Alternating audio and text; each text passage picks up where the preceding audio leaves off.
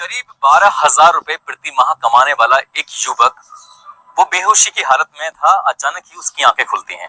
जब आंखें खोलकर देखता है तो वो एक आलीशान कमरे के अंदर था, आलीशान घर के अंदर था। जिस बिस्तर पर वो लेटा हुआ है वो बिस्तर कोई सामान्य नहीं था बल्कि असामान्य था। इससे पहले उसकी जिंदगी में ऐसा बिस्तर कभी नहीं आया था। जब उस पर हाथ फेरता है वो मखमली गद्दा देखकर एकदम उसकी आंखें खुल जाती हैं और खुलने के बाद जैसे देखता है उस कमरे के अंदर ऐसी कौन सी वस्तु थी, ऐसी कौन सी चीज थी जो दिख नहीं रही थी, बेहद खूबसूरत। लेकिन इससे भी हैरान करने वाली बात ये थी, वहीं पास में ही एक सोफा रखा हुआ है। सोफे पर 3 लड़कियां बैठी हुई हैं, साथ ही एक लड़की जो बिल्कुल फ्रिज के एकदम करीब है।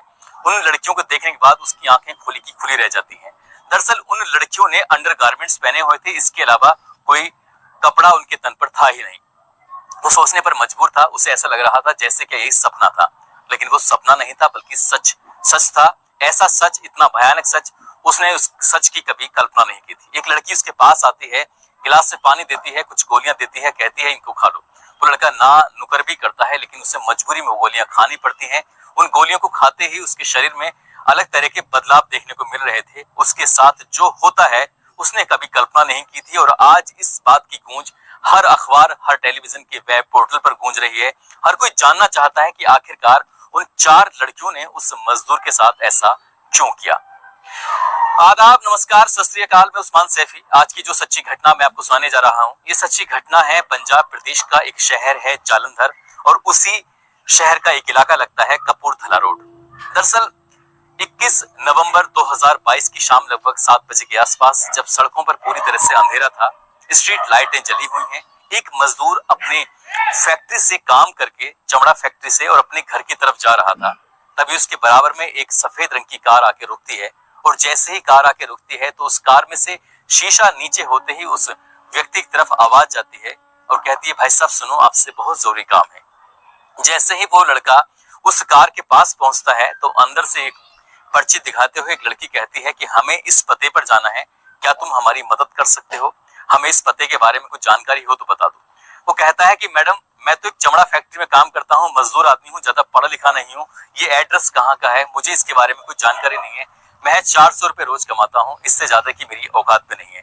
जब इस तरह की वो बातें कर रहा था, अपनी बात रख ही रहा था, कि अचानक से उसके चेहरे पर कुछ ठंडी ठंडी वस्तु आकर गिरती है, जिसको इससे पहले कि उस चीज को वो समझ पाता, उस केमिकल के उस चीज के बारे में समझ पाता, तब तक वो बेहोश हो चुका था। और बेहोश होने के बाद कुछ देर, यानी कि 7 बजे का ये वाकया है, लगभग 2 घंटे के बाद रात के 9 बज चुके थे, तब उसकी आंखें खुलती हैं। और आंखें खुलती हैं एक बड़े से आलीशान घर के कमरे के अंदर। उस कमरे में ऐसी सुख सुविधाओं की हर वस्तु थी, हर चीज थी। जिस दीवार पर, जिस छत पर, जिस जगह पर नजर मार रहा था, उसने अपनी जिंदगी में उससे पहले कभी ऐसा घर, ऐसा कमरा देखा नहीं था। तभी एक लड़की उसके पास आती है, वो लड़की उसको कुछ गोलियां देती है, पानी देती है, और जब उसका विरोध करने की कोशिश कर रहा था, तब उन लड़कियों ने कहा कि तुम्हारे साथ वो अंजाम किया जाएगा जिसकी तुमने कभी कल्पना नहीं की थी। हाथ और पैर पूरी तरह से उसके बंधे हुए थे, इसलिए वो ज्यादा कुछ कोशिश कर भी नहीं सकता था। तब मजबूरी में आकर उस व्यक्ति ने, उस लड़के ने, वो शांत पड़ा रहा और उसने अपनी आंखों से देखा उन लड़कियों ने अपने एक एक कपड़ों को अपने तन से अलग करना शुरू कर दिया। जब उनके तन पर महज अंडरगारमेंट्स रहते हैं, तब उन लड़कियों ने वहीं शराब रखी हुई है और शराब को पीना शुरू कर दिया। इससे भी हैरान करने वाली बात यह थी कि किसी भी लड़की की उम्र 20 साल से कम नहीं थी और 24 साल से ज्यादा नहीं थी। वो लड़कियां आपस में कभी अंग्रेजी में बात करती थी तो कभी पंजाबी में बात करती थी। वो मजदूर ये सब समझ नहीं पा रहा था कि आखिरकार उसके साथ क्या हो रहा है। वो जब उसको गोलियां और वो पानी पिलाया गया तो उसे पीते ही उसके शरीर में अलग तरह के बदलाव होने लगे, और जब बदलाव होने लगे उन लड़कियों ने उसके शरीर पर अलग अलग तरीके से ऐसी हरकतें करनी शुरू की जो शायद उस लड़के को बिल्कुल भी अच्छा नहीं लग रहा था।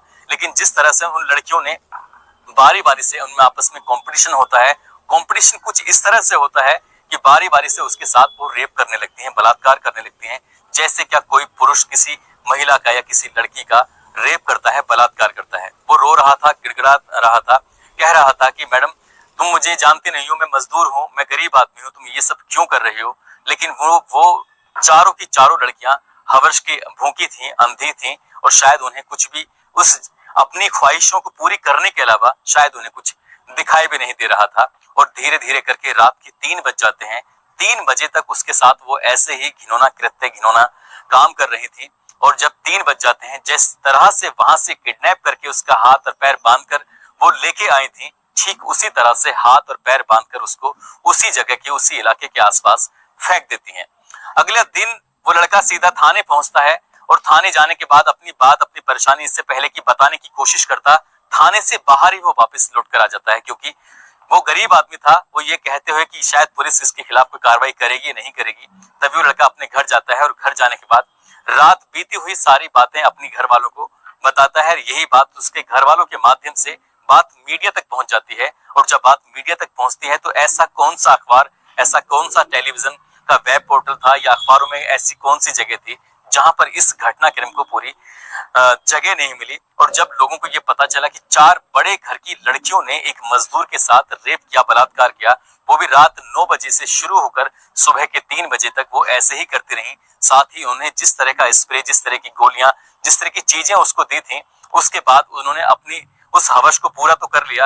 लेकिन ये बात जब अखबारों में छप जाती है तब जालंधर पुलिस और पंजाब पुलिस हरकत में आती है और उन लड़कियों की तलाश में जुट जाती है। उस इलाके के जितनी भी सीसीटीवी कैमरे हैं, जितनी भी जगह हैं, उन सबको तलाशने की कोशिश की जा रही है ताकि सफेद कार के बारे में पता चल सके।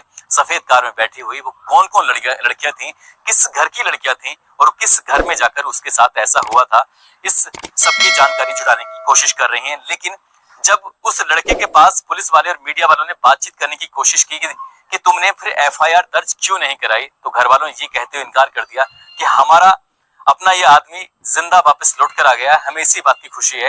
वो चारों लड़कियां चाहती तो शायद इसका मर्डर भी कर सकती थी, इसको मार भी सकती थी, नुकसान भी पहुंचा सकती थी, लेकिन उन्होंने इसके साथ शारीरिक शोषण करने के अलावा और कोई नुकसान नहीं पहुंचा है, इसलिए हम कोई कार्रवाई नहीं चाहते हैं। वैसे भी गरीब आदमी है, महीने के 10-12 हजार रुपए महीने कमाते हैं, इससे घर का खर्च भी नहीं चल पाता। ऐसे में कहां पर जाकर केस लड़ेंगे, क्या करेंगे, समझ नहीं पा रहे हैं। लेकिन हर कोई इस बात को जानना चाहता है, जालंधर पुलिस हो या पंजाब पुलिस हो, ये चारों लड़कियां कौन थी, कहां से आई थी, आखिरकार उन्होंने इसके साथ ऐसी गंदी हरकत क्यों की। क्या ये पहली बार ऐसा हुआ है या वो लड़कियां ऐसे ही रात को सड़कों पर निकलती हैं और किसी भी व्यक्ति को बेहोश करके अपने घर में ले आती हैं। ये बहुत सारे सवाल हैं, बहुत सारी क्वेश्चन है हर किसी के दिमाग में, जो कि जानना चाहता है। ठीक वैसे ही जैसे लोगों को इस बात की जानकारी मिली खबरों के माध्यम से, तब लोग इस घटना को लेकर चटकारे भी ले रहे हैं और हैरानी भी कर रहे हैं कि एक तरफ लड़कियों के साथ गंदा काम होता है, एक तरफ लड़कियों को हवस का शिकार बनाकर उनकी हत्या कर दी जाती है, और इस जमाने में, इस समाज में ऐसी भी लड़कियां हैं जो लड़कों का भी शोषण कर रही हैं। ये बात कितनी सच है और कितनी झूठ है, इसके बारे में जालंधर पुलिस अपनी जांच पड़ताल में जुटी हुई है और उनका दावा है कि जितनी जल्दी हो सकेगा इस सच को दुनिया के सामने रखकर इससे पर्दा जरूर उठाया जाएगा। दोस्तों, इस घटनाक्रम को सुनाने का उद्देश्य किसी को परेशान करना नहीं है, किसी का दिल दुखाना नहीं है, बल्कि आपको जागरूक करना है, आपको सचेत करना है और जाते जाते कुछ